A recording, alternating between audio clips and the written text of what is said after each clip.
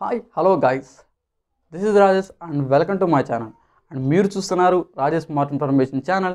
Guys, ఈరోజు మన study ఛానల్లో టాపిక్ వచ్చేసరికి నిన్న కెమిస్ట్రీ క్లాస్ 5 అయిపోయింది, ఓకేనా. ఈరోజు క్రాప్ ప్రొడక్షన్ CP1 and 2 సంబంధించిన బిట్స్ని మీకోసం తీసుకొచ్చేసాను. ఈ క్రాప్ ప్రొడక్షన్ క్లాస్ 1లో వెరీ ఇంపార్టెంట్ బిట్స్ని మీకోసం తీసుకొస్తున్నాను. అదేవిధంగా గాయస్, మీరు కనుక నా వీడియోస్ని ఫస్ట్ టైం చూస్తే లైక్ చేయండి, షేర్ చేయండి, సబ్స్క్రైబ్ చేసుకొని మాత్రం మర్చిపోకండి. పక్కనే రెడ్ సింబల్లో మనకి సబ్స్క్రైబ్ బటన్ ఉంటుంది, దాన్ని ట్యాప్ చేసి ఆల్ మీ ట్యాప్ చేసినట్టయితే మన నోటిఫికేషన్ అందరికంటే మీకు ముందుగా వచ్చేసింది గాయస్, ఓకేనా. వీడియోని ఫుల్గా చూడండి, ఎందుకంటే మీకు ముందుగా డిస్ప్లే చేస్తున్నాను. ఇమేజెస్ క్రాప్ ఇమేజెస్ కానీ ఇలాంటివి డిస్ప్లే చేసి మధ్యలో బిట్స్కి రిలేటెడ్ అయినటువంటి ఇమేజెస్ కూడా మీకు డిస్ప్లే చేస్తాను గాయస్, ఓకేనా. మరి లేట్ చేయకుండా ఆ బిట్స్ ఏంటో మనం నేర్చేసుకుందాం. Let's start now. గాయస్, ఇది మనం చూస్తున్నాం కదా, దీన్ని మనం శ్రీవరి కింద చెప్పుకోవచ్చు గాయస్. శ్రీవరి అంటే ఇలా ఉంటుంది. అదేవిధంగా చూసుకున్న గాయస్, ఇది మొక్కజొన్న క్రాప్ అనమాట, ఓకేనా. ఈ మొక్కజొన్నకు సంబంధించిన బిట్స్ మీకు చాలా ఇంపార్టెంట్ బిట్స్ లోపల ఉన్నాయి. అదేవిధంగా చూసుకుంటే గాయస్, దీన్ని మనం సాధారణంగా నారుమడి అని చెప్పుకోగలం. దీన్ని నారుమడి అంటాం గాయస్, ఓకేనా, గుర్తుపెట్టుకోండి. అదేవిధంగా చూసుకుంటే గాయస్, వీటిని రాగులు అంటారు. ఈ రాగి అనేది షుగర్ వ్యాధి ఎక్కువగా ఉన్నవాళ్ళు ఈ రాగి పీటని తీసుకుంటే మన షుగర్ అనేది కంట్రోల్ అవుతుంది గాయస్. ఇదే గాయస్, ఇది ఫింగర్ మిల్లెట్ అంటారు, రాగి పంట యొక్క క్రాప్ అనమాట, ఓకేనా. అదేవిధంగా చూసుకుంటే ఇది గోధుమ గాయస్, గోధుమ గుర్తుపెట్టుకోండి. గోధుమకు సంబంధించి కూడా బిట్స్ ఉన్నాయి.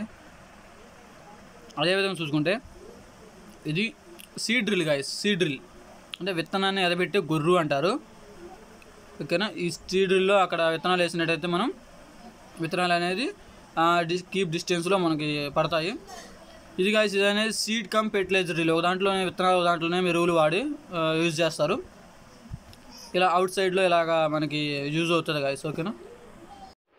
గాయస్, ఈరోజు మనం క్రాప్ ప్రొడక్షన్ క్లాస్ 1లో ఉన్నాము, ఓకేనా గాయస్. నేను బిట్స్కి ఆన్సర్స్ అక్కడ ఇవ్వలేదు. ఎందుకు అంటే ఇప్పుడు నేను అక్కడ మీకు ఆన్సర్స్ ఇచ్చినట్లయితే మీరు క్వశ్చన్ చదివినా చదవకపోయినా ఆన్సర్ మీదకి వెళ్ళిపోతుంది మీ మైండ్ అనేది. అదేవిధంగా హ్యూమన్ సైకాలజీ ప్రకారం మన మైండ్కి ఒక ప్రశ్నని చదివిన తర్వాత కొంత గ్యాప్లో ఆలోచింపజేసేటటువంటి ఒక ఇదిని మనం ఇవ్వాలి బ్రెయిన్కి, ఓకేనా గాయస్. ఇప్పుడు నేను క్వశ్చన్ చదువుతాను, ఒక్క సెకండ్ ఆ గ్యాప్లో దానికి ఆన్సర్ చేయడానికి మీరు ప్రయత్నించండి, ఓకేనా. తర్వాత నేను ఆన్సర్ చెబుతాను, ఓకేనా గాయస్. మన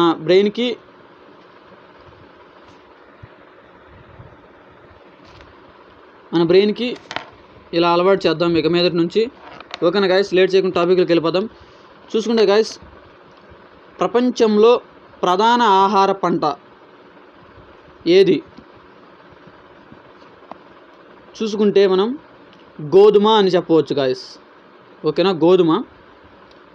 ప్రపంచంలో గోధుమ తర్వాత ప్రధాన ఆహార పంట ఏది? మీరు ఆలోచించండి, నేను ఎలాగో ఆన్సర్ చెబుతాను, మీ మైండ్కి కొంచెం పొదును పెట్టండి చాలు, ఓకేనా గాయస్. ప్రపంచంలో గోధుమ తర్వాత ప్రధాన ఆహార పంట ఏది అంటే వరి. ఆఫ్రికా ఖండ ప్రజలకు ప్రధాన ఆహార పంట, ఆఫ్రికా ఖండం ఉంది కదా, అటువంటి వాడి ప్రజలకు ప్రధాన ఆహార పంట ఏంటి అని చెప్పుకుంటే జొన్న అని చెప్పవచ్చు గాయస్. అదేవిధంగా చూసుకుంటే అత్యధిక ఉత్పాదక శక్తి గల పంట, అత్యధిక ఉత్పాదకత అంటే మనీ బాగా వచ్చేటటువంటి పంట ఏది అంటే గెస్ చేయండి, ఓకేనా గాయస్. మొక్కజొన్నగా చెప్పుకోవచ్చు గాయస్, ఓకేనా. అదేవిధంగా బీరు తయారీకి ఉపయోగించే పంట ఏది అంటే బార్లీ అని చెప్పుకోవచ్చు కదా. అలా బీరు తయారీకి ఉపయోగించేటువంటి బార్లీ పంటలో ఉండేటువంటి ముడి పదార్థం ఏది? Barley malt. అదేవిధంగా చూసుకుంటే గాయస్ చిరుధాన్యాలలో ఏమి ఉండటం వలన శరీరం ఆరోగ్యానికి మంచిది? చిరుధాన్యాలలో ఏముండటం వల్ల ఆరోగ్యానికి మంచిది?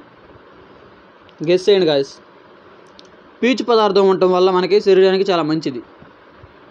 ఓకేనా. అదేవిధంగా చూసుకుంటే షుగర్ వ్యాధి నివారణకు ఏమి ఆహారం తీసుకుంటారు? షుగర్ వ్యాధి ఉంటారు కదా మన పెద్దవాళ్ళకి, అలాంటి వాళ్ళకి ఎటువంటి ఆహారం తీసుకుంటే మంచిది?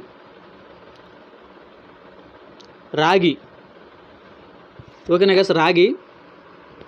అదేవిధంగా చూసుకుంటే వరి పొట్టును ఏ పదార్థంగా వాడతారు? సిమెంట్ని అయితే కార్డుబోర్డు తయారీకి ఉపయోగిస్తారు. అదేవిధంగా వరి పొట్టుని ఏ పదార్థంగా వాడతారు? ఇన్సులేషన్ పదార్థంగా వాడతారు. అంటే ఇప్పుడు ఎగ్జాంపుల్ చూసుకుంటే గుడ్లు ఉన్నాయి కదా, ఆ గుడ్లు పగలకుండా కింద పెడుతుంటారు కదా, అలా ఇన్సులేషన్ పదార్థాలుగా ఉపయోగిస్తారు గాయస్. అదేవిధంగా చూసుకుంటే వరిలో కిలో విత్తనానికి డాష్ని కలిపి 24 గంటల తర్వాత మడిలో చల్లుకోవాలి.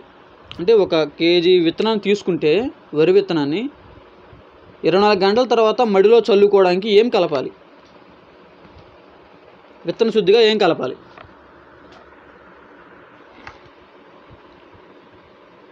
కార్బండిజం 3 గ్రాములు పర్ కేజీ విత్తనానికి కలిపేసి మనం మడిలో విత్తుకోవచ్చు గాయస్. Carbendazim 3 grams. ఓకేనా. అదేవిధంగా చూసుకుంటే గాయస్ వరిలో తక్కువ నిద్రావస్థ గల విత్తనాలకు ఏ పదార్థం అనేది నీటిలో కలిపి నిద్రావస్థను తొలగించవచ్చు? తక్కువ నిద్రావస్థ కలిగినటువంటి కొన్ని గింజలు ఉంటాయి, వాటిని నిద్రావస్థ నుంచి తొలగించడానికి నీటిలో ఏమి కలపాలి?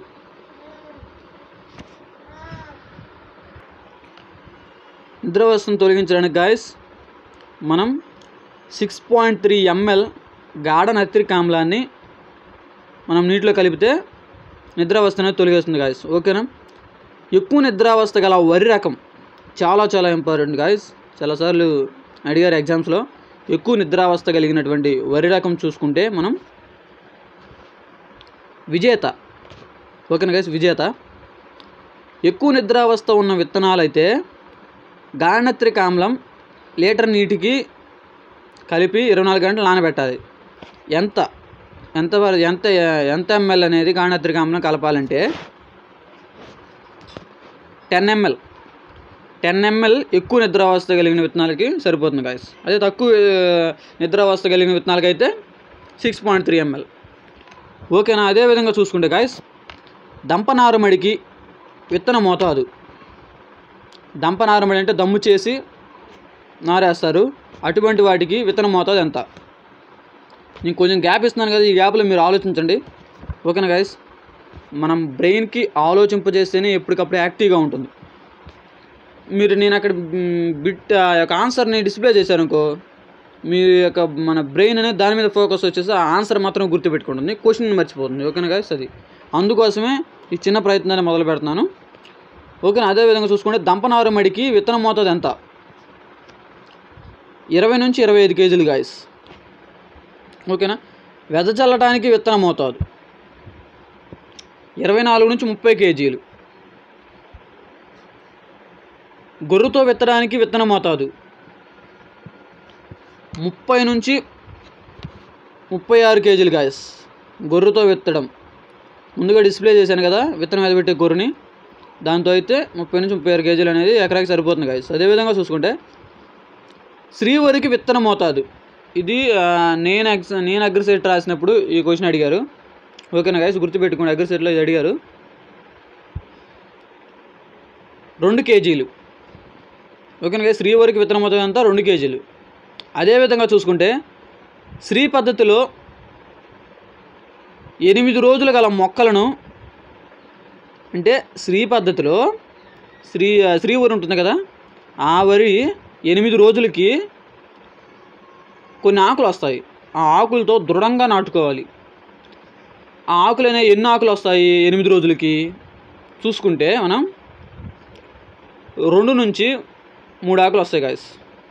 ఓకేనా, ఈ 2 నుంచి 3 ఆకులు అనేవి వచ్చిన తర్వాత శ్రీవరిని మనం ప్రధాన పొలంలో నాటుకోవచ్చు గాయస్. అదేవిధంగా చూసుకుంటే శ్రీ పద్ధతిలో మొక్కలు నాటే దూరం 25 × 25 సెంటీమీటర్లు. ఓకేనా గైస్. అదేవిధంగా ట్రాన్స్ప్లాంటర్తో నాటేటప్పుడు ఆ యొక్క నారు వయసు అనేది ఎంత ఉండాలి? ట్రాన్స్ప్లాంటర్తో నాటుతాం కదా మనం, ట్రాన్స్ప్లాంటర్ ట్రేలు ఉంటాయి, వాటితో నాటుతుంటాం. అలా నాటేటప్పుడు ఎంత వయసు ఉండాలంటే వాటికి గెస్ చేయండి గాయస్. ఓకేనా, 15 నుంచి 20 రోజుల వయసు గల మొక్కలను తీసుకెళ్ళి మనం ట్రాన్స్ప్లాంటర్తో ప్రధాన మడిలో నాటుకోవచ్చు గాయస్. ఓకేనా, 15 నుండి 20 రోజులు. అదేవిధంగా చూసుకుంటే 5 సెంట్ల నారుమడికి డాష్నిచ్చే ఎరువులను దుక్కులో వేయాలి. దుక్కులో వేయాలి కదా.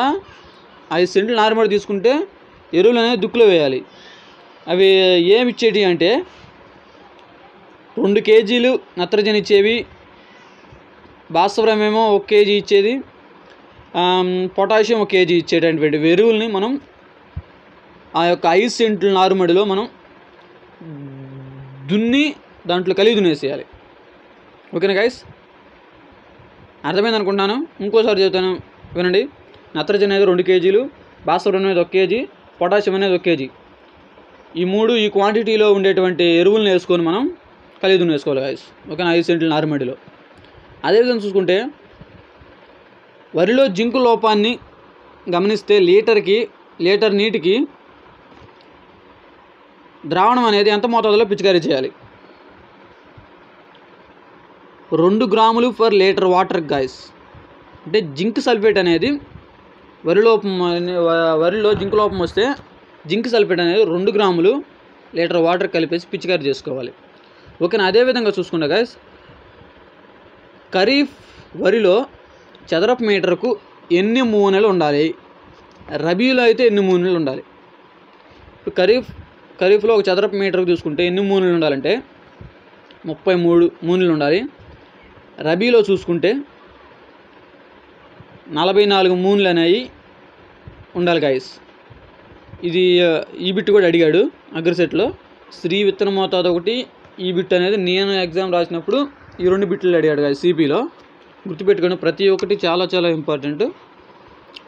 ఓకేనా, 33 ఏమో ఖరీఫ్లో, రబీలోనేమో 44 మూనెలు ఉండేలా చూసుకోవాలి గాయస్. దీర్ఘకాలిక రకాలను నాటే దూరం ఎంతంటే చూసుకుంటే 20 × 15 సెంటీమీటర్లు. ఓకేనా గైస్. కుదుళ్ళ సంఖ్య ఎంత ఉండాలంటే 33 కుదుళ్ళు ఉండాలి. దీర్ఘకాలిక రకాలను నాటేటప్పుడు దూరం ఎంత ఉండాలి అనుకుంటే 20 × 15 సెంటీమీటర్లు ఉండాలి. కుదుళ్ళ సంఖ్య వచ్చేసరికి 33 కుదుళ్ళు ఉండాలి గైస్. అదేవిధంగా మధ్యకాలిక రకాలను నాటే దూరం ఎంత ఉండాలంటే 15 × 15 సెంటీమీటర్లు ఉండాలి. కుదుళ్ళ సంఖ్య వచ్చేసరికి 44 ఉండాలి గైస్. ఓకేనా, స్వల్పకాలిక రకాలకైతే 15 × 10 సెంటీమీటర్లు ఉండాలి. ఆ యొక్క కుదుళ్ళ సంఖ్య అనేది ఎంత ఉండాలంటే 66 గైస్. ఓకేనా, గుర్తుపెట్టుకోండి 66. మనం ప్రధాన నారుమడిలో మన వరిని కానీ ప్రధాన నారుమడిలో నాటుకోవాలి అంటే ఆ యొక్క ప్రధాన నారుమడి యొక్క వయసు అనేది ఎంతకు మించి ఉండకూడదు అంటే 60 రోజుల కంటే మించినటువంటి నారుమడిని కానీ ప్రధాన మడిలో విత్తుకుంటే స్పాయిల్ అయిపోతుంది గ్యాస్, దేనికి పనికిరాదు. ఎందుకంటే సగం వయసు అక్కడ అయిపోతుంది కదా. ఓకేనా, 60 రోజులు వయసు మించి ఉన్న నారుమడి నాటకూడదు. ఓకేనా, అదేవిధంగా పశువుల ఎరువు, కంపోస్టు, కోళ్ళ ఎరువు లాంటి సేంద్రియ ఎరువులు వాడితే నత్రజని అనేది ఎంత శాతం ఆదా చేయొచ్చు? ఈ కంపోస్టు, కోళ్ళ ఎరువు, సేంద్రియ ఎరువులు మనకు తెలిసినవి కదా. ఇవి మనం పంట పొలాలకు వేసుకున్నట్టయితే మనం యూరియా ఇలాంటివి వేసేటప్పుడు ఎంత శాతం ఆదా చేసుకోవచ్చు అంటే 20 నుంచి 25% మనం నత్రజనిని ఆదా చేసుకోవచ్చు గాయస్. దీన్ని బట్టి ఏమవుతుంది, మన పశువుల ఎరువు, సేంద్రియ ఎరువులు వాడటం చాలా మంచిది. ఓకేనా. వీటిని వాడటం వల్ల మనం రసాయనిక ఎరువులు అయ్యేటువంటి నత్రజనిని మనం ఆదా చేసుకోవచ్చు, మన పంట కూడా మనం కాపాడుకోవచ్చు గాయస్. అదేవిధంగా చూసుకుంటే వరి మాగాణుల్లో పచ్చిరొట్ట ఎరువులు కలిగి ఉండడం వల్ల, అంటే పచ్చిరొట్ట ఎరువులు అంటే ఏమొస్తాయి, జనుము, జీలుగా, పిల్లి పెసర, ఇలాంటివన్నీ కూడా మనం పచ్చిరొట్ట ఎరువులుగా చెప్పుకున్నాం గాయస్. ఇలాంటివి మనం కలిగి ఉండడం ద్వారా వేటిని మనం ఆదా చేసుకోవచ్చు అంటే NOPK అంటే నత్రజని, భాస్వరం, పొటాషియం వీటన్నిటిని కూడా మనం తగ్గించేసుకోవచ్చు. ఎంత శాతం, 20 నుంచి 20% మనం వీటిని తగ్గించేసుకోవచ్చు గాయస్. ఓకేనా. నత్రజని, భాస్వరం, పొటాషియం అనేది ఈ పచ్చిరొట్టె ఎరువులు వేసి కలిగి ఉండడం వల్ల వీటన్నిటిని కూడా మనం తగ్గించుకోవచ్చు. ఎందుకంటే ఆ పచ్చిరొట్టె ఎరువుల్లో ఈ పోషకాలన్నీ కూడా ఉంటాయి గాయస్. ఓకేనా. అదేవిధంగా చూసుకుంటే సజీవ ఎరువులైన డాష్ వాడటం వల్ల డాష్ను తగ్గించుకోవచ్చు. అంటే గాయస్ సజీవ ఎరువులైనటువంటి ఏ పదార్థాలను వాడటం వల్ల ఎంత శాతం వాటిని తగ్గించుకోవచ్చు అంటే ఇప్పుడు చెబుతాను గాయస్. చూడండి, సజీవ ఎరువు అంటే నీలి ఆకుపచ్చనాసు, అంటే సజీవ అంటే బతికున్నది, సజీవ ఎరువు అయినటువంటి నీలి ఆకుపచ్చనాసు, డాష్లో నీలి ఆకుపచ్చనాసు వస్తుంది గాయస్.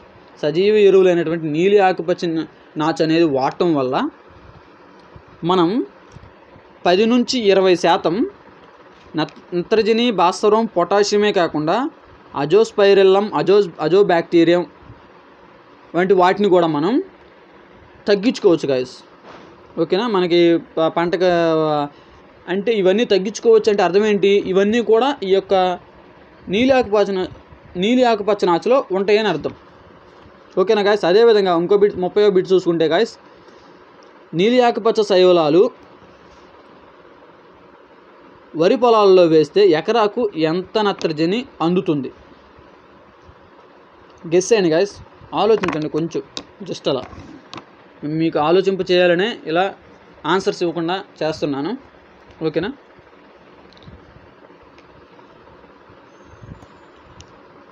అర్థమైంది గాయస్.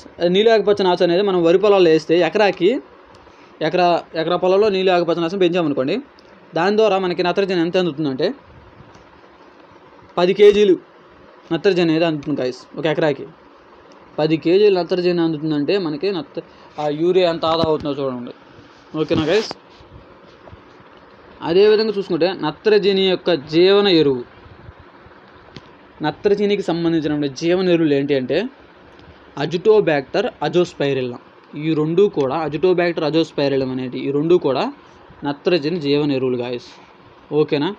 అదేవిధంగా అజిటోబ్యాక్టర్, అజోస్పైరిల్లం ద్వారా ఎకరాకు నత్రజని ఎంత అందుతుంది పైరుకి? 8 నుంచి 16 కేజీలు గాయస్. గుర్తుపెట్టుకోండి, నత్రజని జీవన ఎరువులు అజిటోబ్యాక్టర్, అజోస్పైరిల్లం ఈ రెండు బాగా గుర్తుపెట్టుకోండి గాయస్. ఆ రెండు మనం వరికి వేయడం వల్ల నత్రజని అనేది ఎంత అందుతుందంటే పైరుకి 8 నుంచి 16 కేజీలు గాయస్. అదేవిధంగా చూసుకుంటే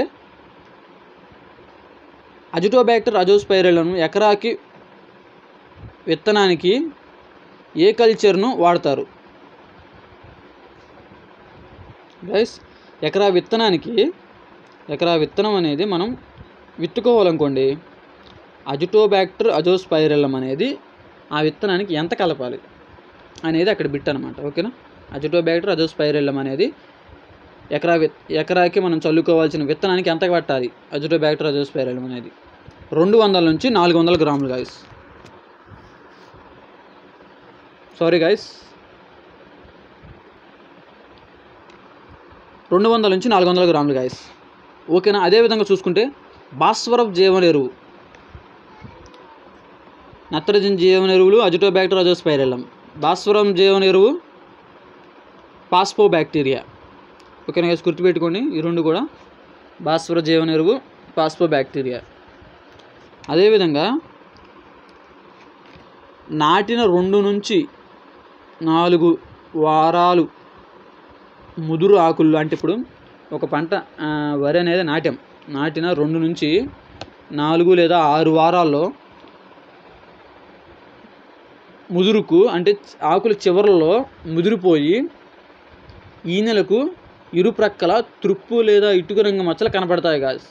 దీన్నే మనం ఏమంటాం? ఏ పోషక లోపం అని చెప్పొచ్చు. ఒకటే గుర్తుపెట్టుకున్నాం గాయస్, ఈనెలకి ఈన ఉందనుకోండి, తుప్పు లేక ఇటుక రంగు. తుప్పు ఎలా ఉంటుంది? తుప్పు కలరు ఇటుక రంగు రెండు ఒకేలా ఉంటాయి. అలా తుప్పు లేదా ఇటుక రంగు మచ్చలు కానీ ఏ పంట పైన కనపడ్డాయి అంటే అది మ్యాక్సిమం జింకు లోప లక్షణం అని ఖచ్చితంగా చెప్పొచ్చు గాయస్. ఇక్కడ ఇంపార్టెంట్ బిట్ ఇప్పుడు చెప్పనా, వరిలో జింకు లోప లక్షణాన్ని ఏమంటారు అని అడుగుతాడు. బీఎస్సీ అగ్రికల్చర్ బిట్ గాయస్, ఇది కైరా అంటారు. జింకు లోప లక్షణాన్ని, వరిలో జింకు లోప లక్షణాన్ని ఏమంటారంటే కైరా అంటారు. ఈ యొక్క కైరా నివారణకి జింక్ సల్ఫేట్ అనేది మనం ఎక్కువగా వాడతాం గాయస్, గుర్తుపెట్టుకోండి, ఓకేనా. అదేవిధంగా చూసుకుంటే వర్షాధార నారుమడల్లో, ఓకే గాయస్, సారీ పై బిట్ చూద్దాం. జింకు లోప సవరణకు ఎకరాకు లీటర్ నీటికి ఎన్ని గ్రాముల జింక్ సల్ఫేట్ అనేది కొడతారు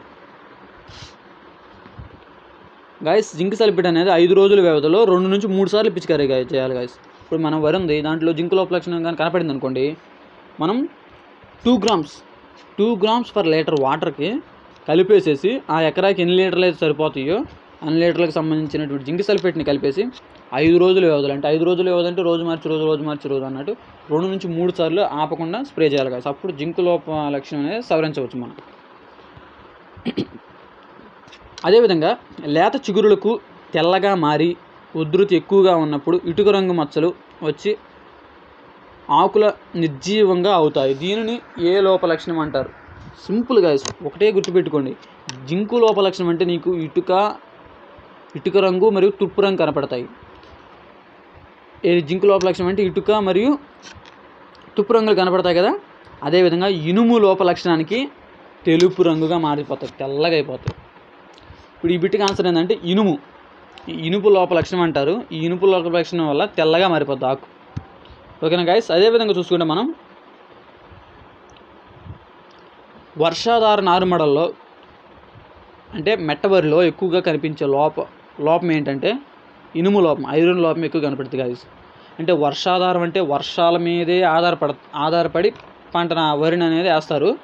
అలాంటి మెట్ట పంటల్లో మనకి ఎక్కువగా నీరు సరిగ్గా లేక ఎక్కువగా కనిపించే లోపం ఏంటంటే ఇనుము లోపం. ఇనుము లోప నివారణకు లీటర్ నీటిలో ఏమి వేయాలి మనం? ఒక్కసారి ఆలోచించండి గైస్. మన పంటలకు ఇప్పుడు మన వరి ఉంది, వరికి ఇనుపు లోప లక్షణం వచ్చింది, ఫెర్రస్ లోపం వచ్చింది, దానికి ఏమి వేస్తాం మనం?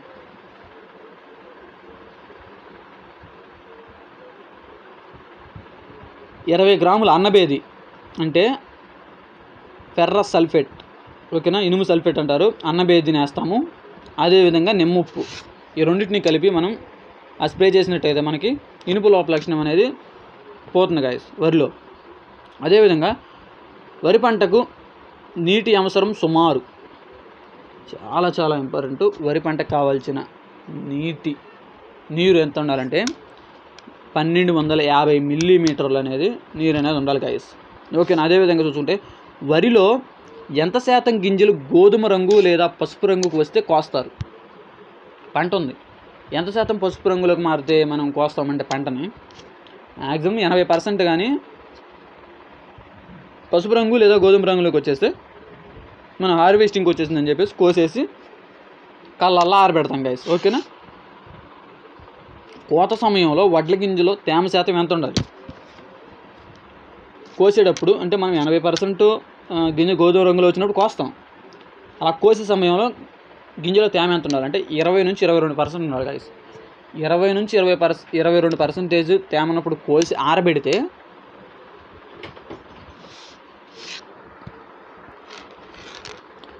ఓకేనా గైస్.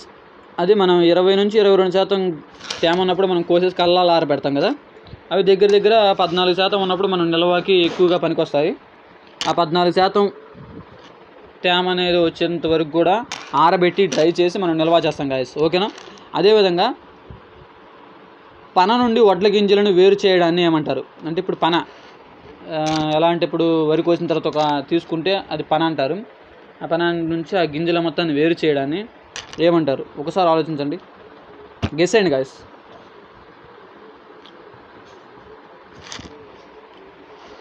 ప్రాక్టికల్గా ఆలోచించండి. నూర్పిడి అంటారు గాయస్, ఓకేనా? పన నుండి ఆ గింజలను వేరు చేయడాన్ని నూర్పిడి అంటారు. మనల్ని కన్ఫ్యూజ్ చేయడానికి ఎగ్జామ్లో మనకి చాలా ఆప్షన్స్ ఇస్తారు గాయస్. 4 ఆప్షన్స్లో ఈ నూర్పిడి అనే ఆప్షన్ ఉంటుంది, కానీ దగ్గరగా రిలేటెడ్గా నూర్పిడి, తూర్పారబట్టడం ప్లస్ గింజను వేరు చేయడం, అవన్నీ రిలేటెడ్గా ఉంటాయి. గింజను వేరు చేయడం అంటాడు, మళ్ళీ పొట్టును వేరు చేయడం అంటారు. మనం ఆ 4 ఆప్షన్లోనే మనం 50-50 ఛాన్సెస్ తీసుకున్నా కన్ఫ్యూజ్ చేస్తారు, ఓకే? అందుకని ఖచ్చితంగా గుర్తుపెట్టుకోండి, నూర్పిడి అంటారు. సువాసన కలిగినటువంటి బియ్యం, సువాసన కలిగినటువంటి బియ్యం గెసేయండి గాయస్. బాస్మతి బియ్యం గాయస్, బాస్మతి బియ్యం అనేది చాలా బాగా స్మెల్ వస్తుంది గాయస్, ఓకేనా? ఎప్పుడైనా మీరు షాప్కి వెళ్ళినప్పుడు చూడండి, అవి విడిగా ఉంటాయి, చూసినట్టయితే కమ్మట వాసన వస్తాయి బాస్మతి రైస్. అదేవిధంగా చూసుకుంటే గాయస్, మనం శ్రీవరి గురించి చెప్పాం కదా, ఆ శ్రీవరి సాగు పద్ధతి అనేది ఏ సంవత్సరంలో ఏ దేశంలో రూపొందించారు? మన తమిళ్లో కూడా ఇచ్చాను కదా నేను, ఏ దేశంలో కనిపెట్టారని. శ్రీవరిని 1980 సంవత్సరంలో మడగాస్కర్లో రూపొందించారు గాయస్, ఓకేనా? ప్రపంచంలో పొట్టి గింజ రకాలు ఎంత శాతం ఎగుమతి కాగా బాస్మతి బియ్యమును 10% భారతదేశం, పాకిస్తాన్ దేశాలకు ఎగుమతి చేస్తుంది? అంటే మన కాడ బాస్మతి రైస్ అనేది ఎలా ఉంటుంది? పొడవుగా ఉంటుంది. ఈ బాస్మతి రైస్ అనేది పొడవుగా ఉంటుంది కదా, అటువంటి వాటిని మన భారతదేశం అనేది పాకిస్తాన్ వంటి దేశాలకి 10% ట్రాన్స్ఫర్ చేస్తుంది. కానీ పొట్టి గింజ రకాలని ఎగుమతి ఎంత చేస్తుంది? 90% చేస్తుంది.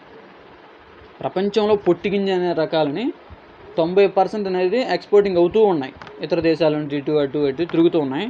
కానీ బాస్మతి రైస్ అనేది 10% మన భారతదేశం నుండి పాకిస్తాన్కి వెళ్తుంది గైస్, ఓకేనా? అదేవిధంగా చూసుకుంటే శ్రీ పద్ధతిలో కలుపు నివారణను దేంతో నిర్మూలిస్తాం మనం? కోనోవేడర్ గాయస్, కోనోవేడరు అంటాం మనం, కోనోవేడర్, ఓకేనా? శ్రీ పద్ధతిలో కలుపు నివారణకు వాడే పరికరం ఏదంటే కోనోవేడర్ అంటారు. ఆ పరికరాన్ని సపరేట్గా దానికే వాడతారు, ఎందుకంటే మనకి దుబ్బుల మధ్య వాటి మధ్య కొంచెం గ్యాప్ ఉంటుంది కదా, 25x25 సెంటీమీటర్ అంటే చాలా గ్యాప్ ఉంటుంది దుబ్బుల మీద, మనిషి నడుచుకుంటూ వెళ్ళిపోవచ్చు, ఓకేనా గాయస్? అది అందుకని మనం కోనోవేడర్ను వాడతాం గాయస్. అదేవిధంగా చూసుకుంటే మెట్టవరి సాగులో ఎకరాకి ఎంత విత్తనం వాడాలి? మెట్టవరి సాగు అంటే, మెట్టవరి అంటే ఏంటి? వర్షాధారం పైన, అంటే వర్షం పడితేనే వర్షాన్ని ఆధారం చేసుకొని ఆ పంట సాగు చేయాలి. అలాంటి వాటిని మనం మెట్టవరి సాగు అంటాము, ఓకేనా గైస్? చూసుకుంటే మనం ఎంత అంటే 25 నుంచి 30 కేజీలు మనం మెట్టవరి సాగుకు ఎకరాకి ఇంత వాడతాం గైస్, 25 నుంచి 30 కేజీలు.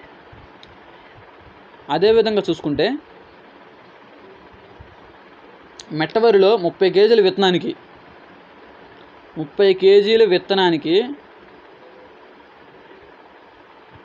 విత్తన శుద్ధి అనేది కంపల్సరీ చేయాలి. ఆ విత్తన శుద్ధి అనేది ఎంత చేయాలి? 30 కేజీలకి విత్తన శుద్ధి అనేది ఎంత కలపాలంటే, కార్బనిజంతో సాధారణంగా విత్తన శుద్ధి అని చేస్తాం, కార్బనిజంతో ఎంత అంటే 60 గ్రాములు గాయస్. ఇప్పుడు 60 గ్రాములు అంటే 30 కేజీలకి 60 గ్రాములు అంటే కేజీకి ఎంత? 2 గ్రాములు అని అర్థం, ఓకేనా?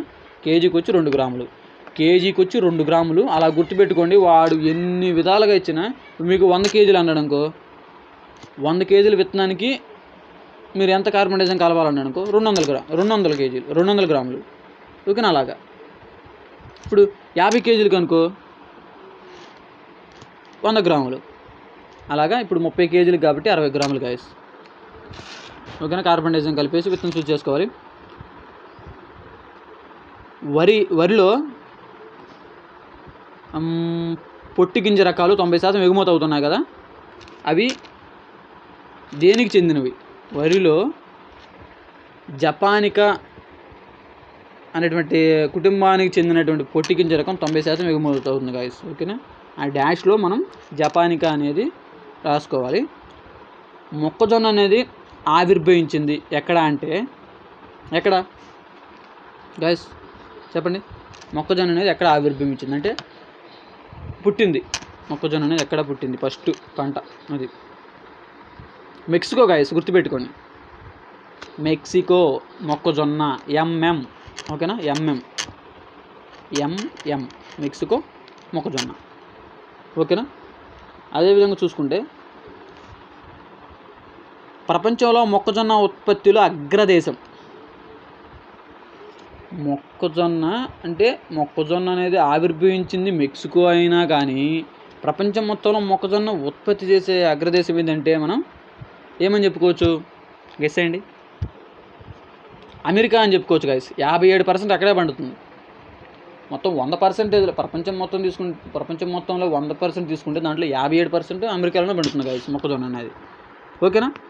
ఇండియాలో మొక్కజొన్న ఉత్పత్తి అంటే ఇండియాలో మన ఇప్పుడు భారతదేశంలో చూసుకుంటే మొక్కజొన్న ఉత్పత్తి చేయడంలో అగ్రస్థానంలో ఉన్న రాష్ట్రం ఏంటి? గుజరాత్ గైస్. ఓకేనా. మన ఇండియాలో గుజరాత్లో ఎక్కువగా మొక్కజొన్న అనేది పండుతుంది. అదేవిధంగా చూసుకుంటే మొక్కజొన్నను మన రాష్ట్రంలో ఎంత విస్తీర్ణంలో సాగు చేస్తున్నారు గైస్? సాధారణంగా మొక్కజొన్న ఉత్పత్తుల అగ్రస్థానంలో ఉంది గుజరాత్ అనుకోండి, ఎక్కువ అక్కడ పండిస్తున్నారు. కానీ మన రాష్ట్రంలో మన ఆంధ్రప్రదేశ్లో 758 హెక్టార్లు, ఎకరాలు కాదు గాయస్, హెక్టార్స్. ఒక ఎకరా అంటే ఎంత? 2.47 అంటే అప్రాక్సిమేట్లీగా 2.5 ఎకరాని ఒక హెక్టార్ అని చెప్పుకుంటాం. అలాగే మన రాష్ట్రంలో 758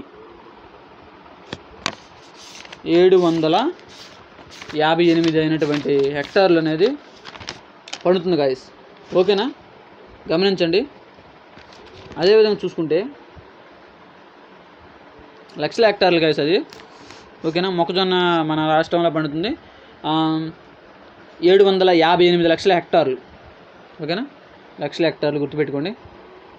అదేవిధంగా చూసుకుంటే గాయస్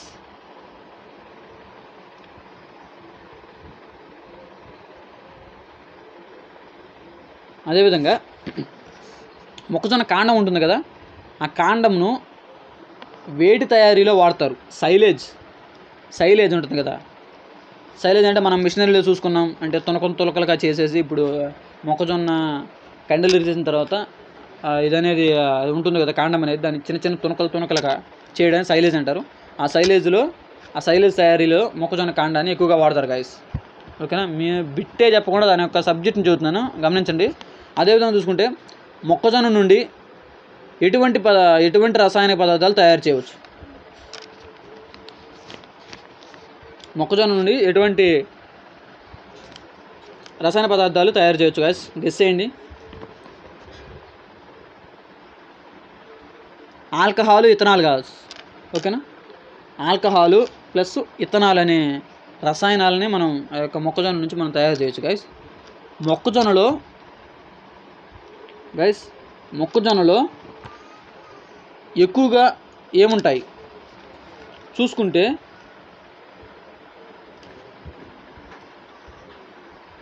లినోలిక్, ఒలిక్ ఆమ్లాలు. అంటే ఈ మొక్కజొన్నలో ఉండేటువంటి ఆమ్లాలు ఏంటి అంటే మనం మొక్కజొన్న చూసుకుంటే దాంట్లో ఉండే ఆమ్లాలు లినోలిక్, ఒలిక్ అనే ఆమ్లాలు ఎక్కువగా ఉంటాయి గాయస్ మొక్కజొన్నలో. మొక్కజొన్న వర్గీకరణ గింజలలోని ఏ స్వభావాన్ని బట్టి గ్రూపులుగా విభజించారు. ఇప్పుడు మొక్కజొన్న తీసుకుంటే దాంట్లో ఉండేటువంటి ఆ యొక్క గింజల్లో ఉండేటువంటి ఏ యొక్క స్వభావాన్ని బట్టి గ్రూపులుగా విభజించారంటే మనం చూసుకుంటే గెస్ చేయండి. Endosperm guys. మొక్కజొన్నలో ఉండేటువంటి ఎండోస్పర్మ్ బట్టి గ్రూపులుగా విభజించారు. ఎండోస్పర్మ్ అంటే ఏంటి? ఇప్పుడు మనం మొక్కజొన్న తినేటప్పుడు ఒక విత్తనాన్ని తీసి పైకి పెట్టినట్టయితే ఆ యొక్క విత్తనం యొక్క విత్తనాన్ని నొక్కామనుకోండి, నొక్కగానే తెల్ల భాగం అనేది పైనుంచి వస్తుంది కదా, దాన్నే మనం ఎండోస్పర్మ్ అంటారు. ఆ యొక్క ఎండోస్పర్మ్ బట్టి ఆ యొక్క గ్రూపుల్ని మనం విభజించారు గాయస్. ఓకేనా. నెక్స్ట్ బిట్ చూసుకుంటే డెంట్ కార్న్. గింజలలో శిఖరాగ్ర భాగంలో ఏ రంగు ఉండి ఏ రంగులో డెంట్ అనేది ఉంటుంది. డెంట్ కార్న్ అనే గ్రూప్లో గింజ యొక్క శిఖరాగ్ర భాగం అంటే పై భాగం డెంట్ అనేది ఏ రంగులో ఉంటుంది అని అడిగారు గాయస్. సాధారణంగా ఎల్లో అని చెప్పుకోవచ్చు మనం. ఓకేనా, ఎల్లో రంగులో ఉంటుంది. ఎల్లో రంగు లేదా తెలుపు రంగులో ఉంటుంది గాయస్ ఆ డెంట్ అనేది. అమెరికాలో ఎక్కువగా సాగులో ఉన్న మొక్కజొన్న గ్రూపు ఏది చెప్పండి గాయస్. డెంట్ కార్న్ అనేది మనకి అమెరికాలో ఎక్కువగా సాగు చేస్తున్నారు గాయస్.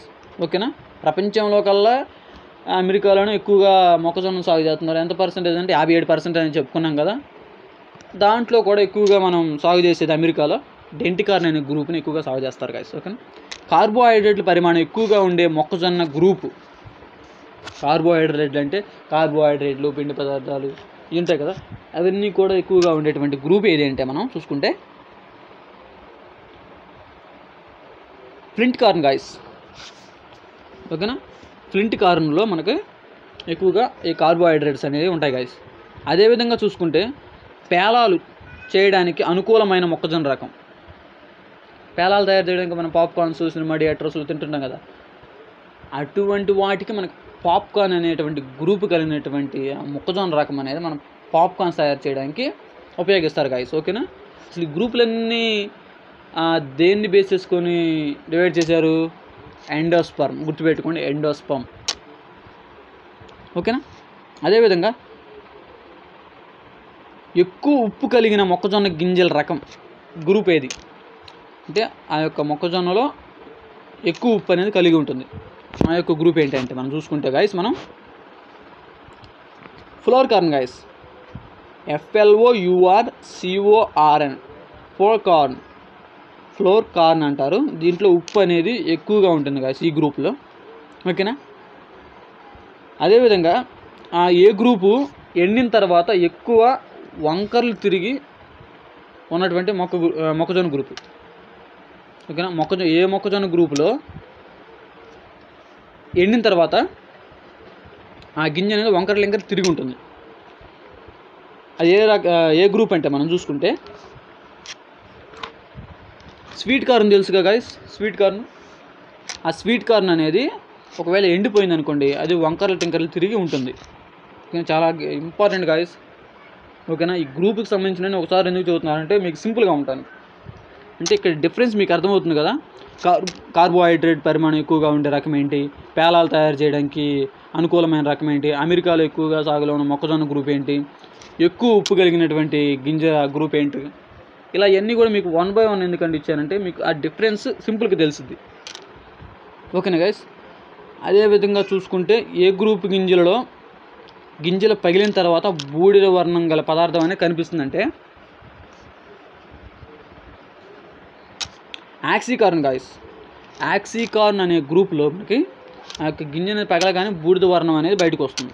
ఓకేనా, టెక్స్టైల్ మరియు పేపర్ తయారీకి ఉపయోగించే గ్రూపు ఏది అంటే మనం చూసుకుంటే యాక్సీకార్న్ గాయస్. ఓకేనా, యాక్సీకార్న్ అనేది టెక్స్టైల్ మరియు పేపర్ తయారీకి ఉపయోగపడేది యాక్సీకార్న్.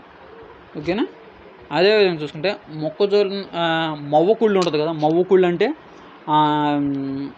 వేర్ల దగ్గర మవ్వ ఉంటుంది కదా, ఆ మవ్వ దగ్గర కుళ్ళిపోయి ఎక్కువగా ఏర్పడుతుంది. అలాంటి మవ్వకుళ్ళు తెగులు తట్టుకునే మొక్కజొన్న రకం ఏది చెప్పండి గాయస్. త్రిశూలత అనే రకం అనేది ఆ యొక్క మవ్వకుళ్ళు తెగులు తట్టుకుంటుంది గాయస్. ఓకేనా, మొక్కజొన్నలో స్వల్పకాలిక హైబ్రిడ్ రకానికి ఉదాహరణ చూసుకుంటే మనం DHM 109 అనేది స్వల్పకాలిక హైబ్రిడ్ రకం గాయస్. మధ్యకాలిక హైబ్రిడ్ రకంకి ఉదాహరణ చూసుకుంటే DHM 107 గాయస్. ఓకేనా, DHM 107. అదేవిధంగా పేలాలు తయారు చేయడం పేలాలు చేసుకోవడానికి అనుకూలమైనటువంటి మొక్కజొన్న రకం ఏంటి పేలాలు చేయడానికి? ప్రియా పాప్కార్న్ అంటే అంబర్ పాప్కార్న్ అని కూడా అంటారు. ప్రియా పాప్కార్ను అనేటువంటి రకాన్ని మనం పేలాలు తయారు చేయడానికి వాడతారు గాయస్. ఓకేనా. నేను పాప్కార్న్ అని కూడా చెప్పాను. పైన 62 బిట్ చూడండి. పేలాలు చేయడానికి అనుకూలమైన మొక్కజొన్న రకం, పేలాలు చేయడానికి అనుకూలమైన మొక్కజొన్న రకం, రెండు ప్రియా కార్ను పాప్కార్న్. ఓకే, రెండు ఒకటే. ఓకేనా గైస్, అది ఓకేనా గైస్. ఈ 70 బిట్స్ని మీరు నేర్చుకుంటారని నేను ఆశిస్తున్నాను. మరికొన్ని ఇంపార్టెంట్ బిట్స్ తోటి క్రాప్ ప్రొడక్షన్ క్లాస్ 2లో నేను మళ్ళీ కలుస్తాను గైస్. ఓకేనా. Thank you for watching guys. Okay guys, చూశారు కదా ఈరోజు మన క్లాస్లో క్రాప్ ప్రొడక్షన్ బిట్స్ని. అదేవిధంగా రేపటి క్లాస్లో క్లాస్ 2లో క్రాప్ ప్రొడక్షన్ నుంచి మరికొన్ని బిట్స్ని మీకోసం తీసుకొస్తాను గైస్. ఓకేనా. నా వీడియోస్ మీకు నచ్చాయి అనుకుంటున్నాను. నచ్చితే లైక్ చేయండి, నచ్చకపోతే డిస్లైక్ చేయండి, ఏం పర్లేదు. సబ్స్క్రైబ్ చేసుకోమాట మర్చిపోకండి గైస్. ఓకేనా. మరికొన్ని ఇంపార్టెంట్ బిట్స్ తోటి నెక్స్ట్ వీడియోలో కలుద్దాం. అంతవరకు సైనింగ్, బాయ్ బాయ్ నౌ.